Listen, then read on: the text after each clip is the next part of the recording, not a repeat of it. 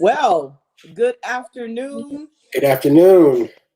Hey, Donald, thank you. Donald and I'm Pastor K, pal from Speedy Tax Services. And Donald, you are. Donald Williams, the principal attorney at Reed Williams Law Firm. So BSBA has been so kind. This is the third workshop on business structure. And today we're going to talk about nonprofit. And what I see, people are confused. I hope that we were able to give you a lot of information on the other structure, but today we're going to focus on nonprofit, which is one of my babies. I care about nonprofit, and so we're going to talk about the structure. And I guess I'm going to talk about the taxes. We're going to kind of explain it a little bit. I'm going to talk about the taxes, and our attorney Donald Williams is going to talk about the liability.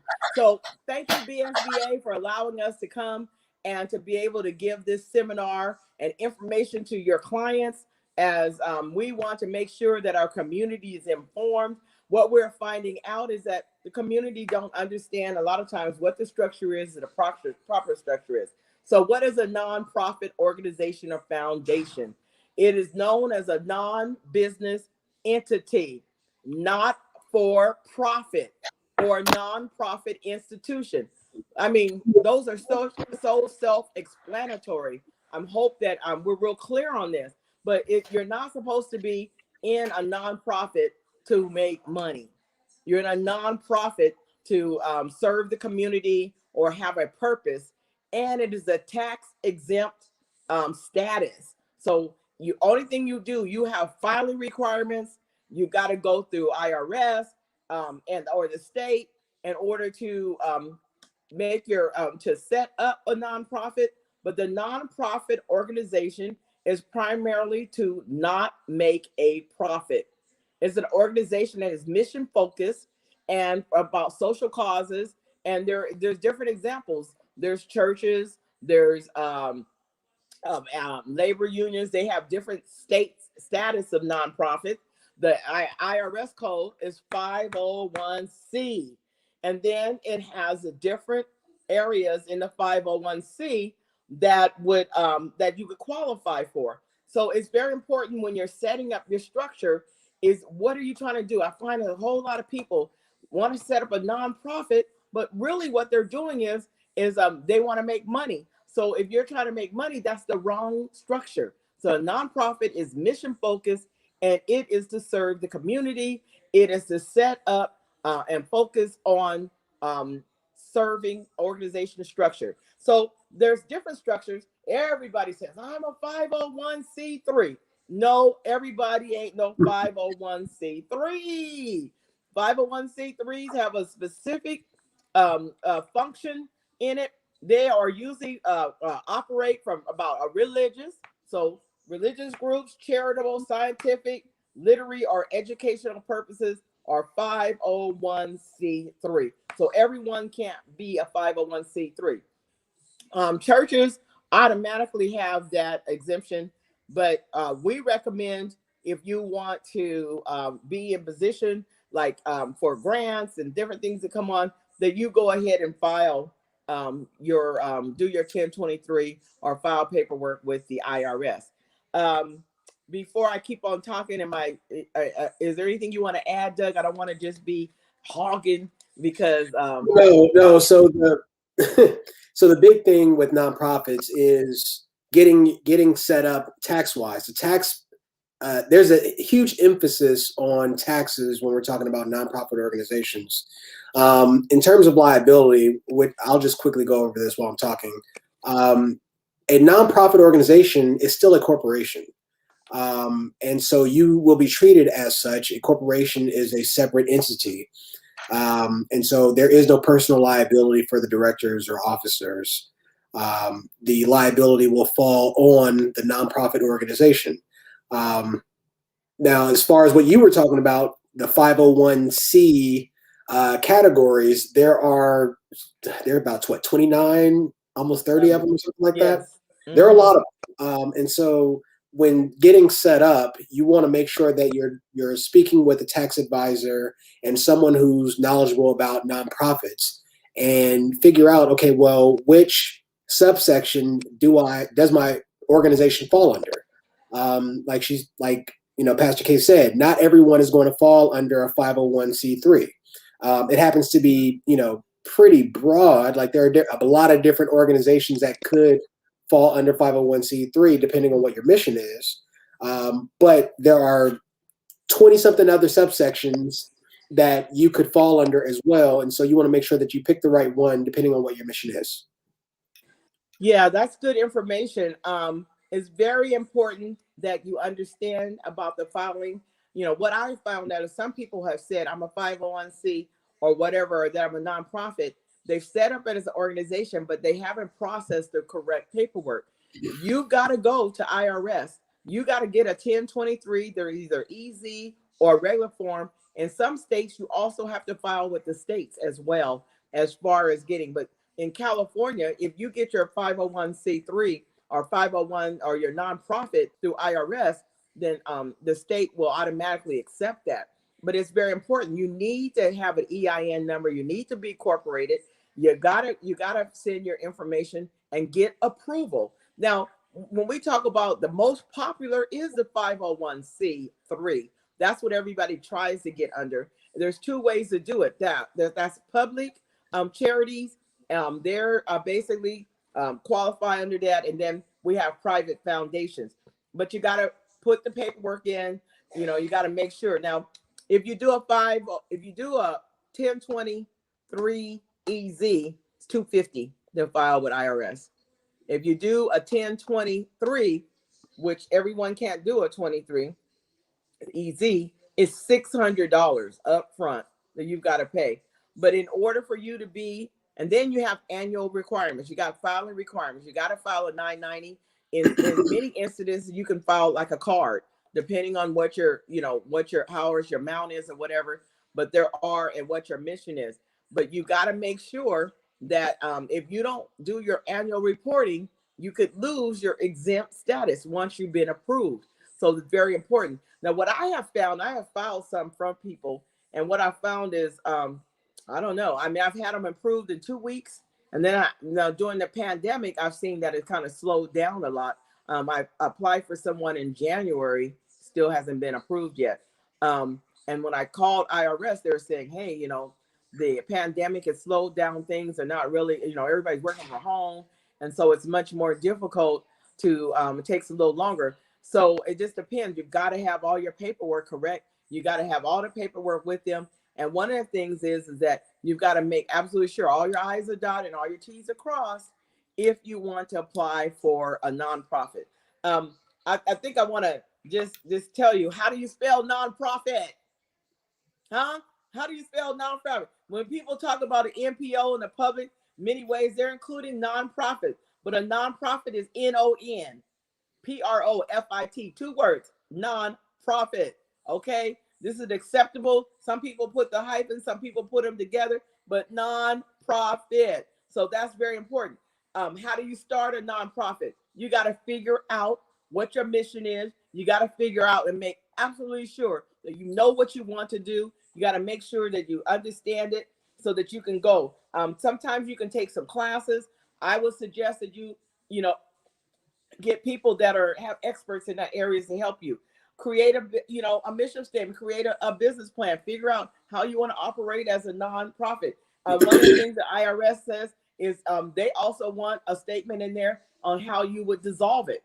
Like, for instance, if you're going to have a nonprofit, you can't take the money and say, well, I'm going to just divide it between us and the shareholders. No, whatever is in the bank, whatever the money is, you're supposed to give it to a like organization. So I do know a church that was nonprofit. They decided to dissolve. They gave the bank and the building to the new church. I was like, ooh, that's doing a lot. I don't know about the building, but they you got to build a board. You need a board. You need to have some kind of board on your nonprofit, and you need to incorporate your tax so that you can have your exempts down. So that's very, very important to understand that and to know. So I'm going to talk about taxes. If you have any questions in regards to a nonprofit, or Doug, please stop me. Oh, no. No, I'm just real sorry. quick, Please stop me, Donald, if you want to about the answer. about your mission. You Yeah. want to make sure that when you're running your nonprofit, that what you're doing, your actions as a nonprofit, are in line with your mission, and at the same time, making sure that your nonprofit status, whether it's 501(c)(3) or 501(c)(29), you want to make sure that everything that you're doing is in line. And Good. if at any point, if you decide that you want to add something to your mission or change your mission, you want to make sure that you make those changes with the IRS as well. You want to make sure that you amend your status, whether it's 501(c)(9) or C6 or whatever it is. You want to make sure that everything is in line so that you don't have any issues from the IRS. Um, it's that simple. There will be a cost because there's a cost to amend, but you want to make sure that that's done. Oh, that's good. That's good information. So let's talk about taxes and what's going on with them. So basically, their nonprofit is exempt from paying taxes, sales tax, property tax, and federal tax. But you do have to file information, 990s annually there. But you're not exempt from paying, for instance, employee taxes. If you have employees, you got to pay employee taxes. Social Security and Medicare taxes, you have to pay. There are some activities that you may have to pay taxes on, like maybe some city stuff, I don't know. But in regards to IRS and regards to the sales tax and property tax, if you are a nonprofit, you are exempt from paying those taxes. But you do have to, the one thing that you have to have is transparency.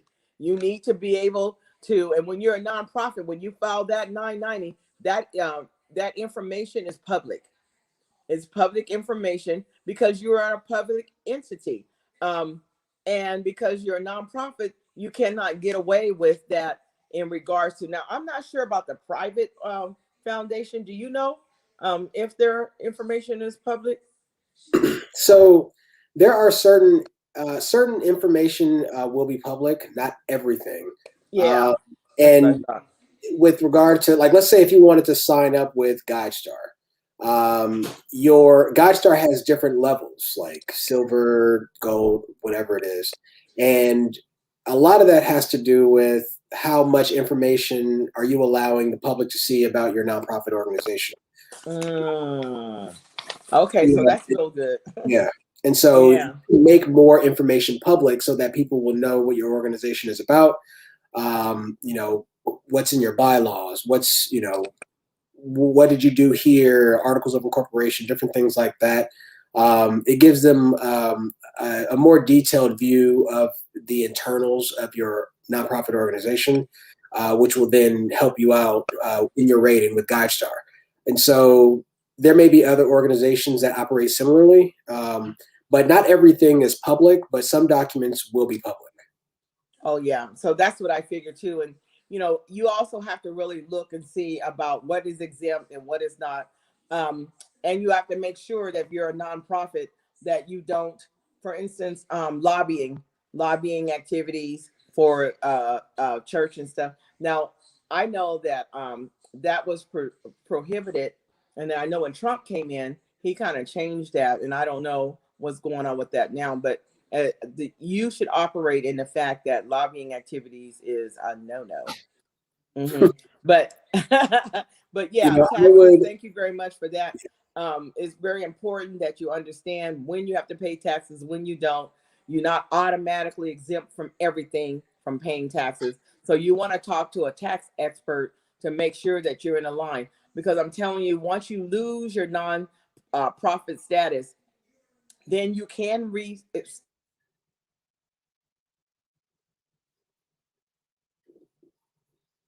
I guess I disappeared because a call came in. So I don't know if I'm back or not. Yeah, You're it muted what you said. So can you repeat what okay. So I'm sorry I went away because a call came in. But it's very important that you really talk to an expert. My name is there. Doug is there in regards to questions in the nonprofit. Am I set up right? How do I pay taxes? You just can't float around. If you mess up, you'll get your nonprofit revoked. Then you have to try to get it back. And that's much more difficult. So I would suggest that anybody's considering get the right help Get the right talk to the experts. Make sure you know what you're doing. Make sure you understand that you're lined up right, that you're putting in for the right code. And then make sure you maintain. Compliance is very important. Maintain so you're not suspended, so your organization is not revoked, and you're able to operate and carry out your mission according to federal and state standards. Critical, y'all, critical to understand that. They understand that taxes are important, and if you can do it right and be exempt if you follow the process. You annually, if you do your 990 or you do your little card, then you don't have to worry about it. Um, Right. Um, you know, really, people have to make sure that they treat the nonprofit organization like a business because it is a yes, business.